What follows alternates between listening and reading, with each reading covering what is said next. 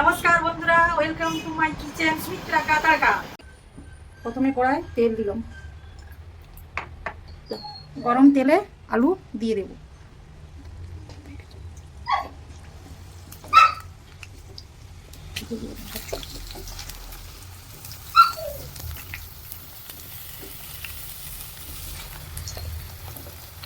আলুটা ভাজা হতে হতে নুন হলুদটা দিয়ে দেবো।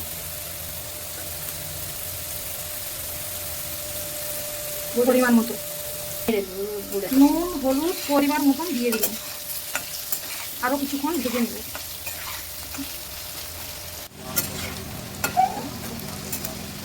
আলুটা ভাজা হয়ে গেছে, এবার তুলে নিব।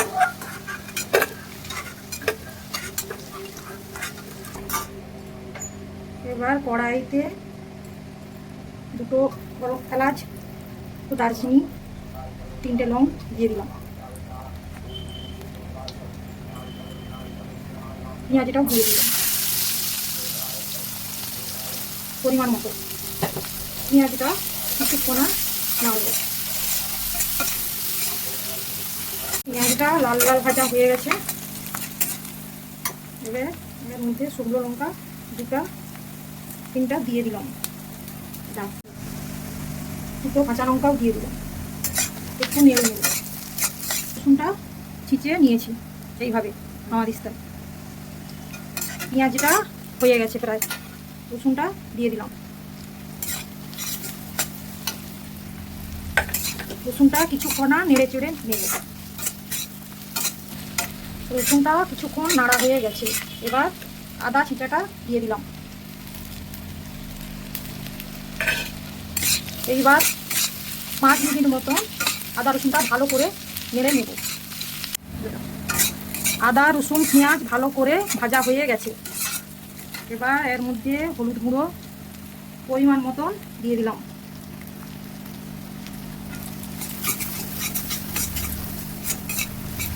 হলুদটা ভাজা হয়ে গেছে। এর মধ্যে একটু এবার জল দিয়ে দেব।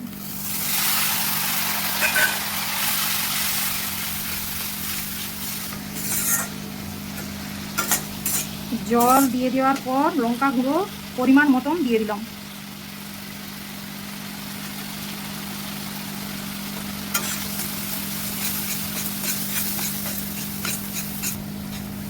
লঙ্কা গুঁড়ো দিয়ে দেওয়ার পর 1 মিনিট নাড়াচাড়া করে নেব। 1 মিনিট। মশলাটা ভালো করে ভাজা হয়ে গেছে। এবার এর মধ্যে টমেটো কুচু দিয়ে দেবো, 1টা টমেটো। টমেটো দেওয়ার পর পরিমাণ মতন এর মধ্যে লবণ দিয়ে দেবো। নুন পরিমাণ মতন দেবো, যতটা মাংস তার পরিমাণ মতন নুন। নুনটা দেওয়ার পর ভালো করে নাড়াচাড়া করে নেব। দেখুন বন্ধুরা, মশলার মধ্যে থেকে তেল বেরাতে আরম্ভ করে দিয়েছি। এইভাবে 1 মিনিট নাড়াচাড়া করার পর এর মধ্যে মাংস দিয়ে দিলাম।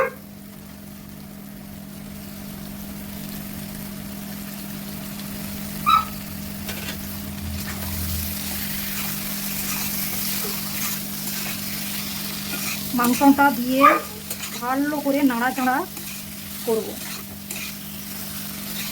এখন কোনো জল দেব না। এইভাবে নাড়াচাড়া করে নিয়ে মাংসটার মধ্যে এইভাবে মশলা ভালো করে নাড়াচাড়া করে নিয়ে এভাবে ঢাকন দিয়ে দেব। প্রায় 10 মিনিট থেকে 15 মিনিট এইভাবে সেদ্ধ হবে। দেখুন বন্ধুরা, মাংস থেকে কত সুন্দর তেল বেরোচ্ছে। এইভাবে আরো কিছুক্ষণ ফুটিয়ে নেব। বলবো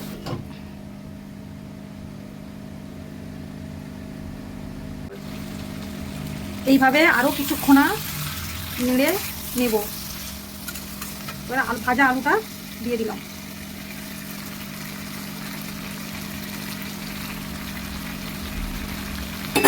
আলুগুলো এর মধ্যে দিয়ে দেওয়ার পর ভালো করে নাড়াচাড়া করে নিলাম। দিয়ে চাপা দিয়ে দেবো। আরো কিছুক্ষণ হবে এইভাবে।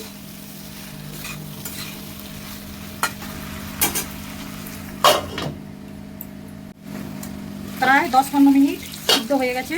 এবার ভালো করে নাড়াচাড়া করে দিলাম। প্রায় মাংস হয়ে গেছে। এবার আমি অন্য জায়গায় যে গরম জল করে রেখেছি এটা এর মধ্যে অল্প পরিমাণ মতো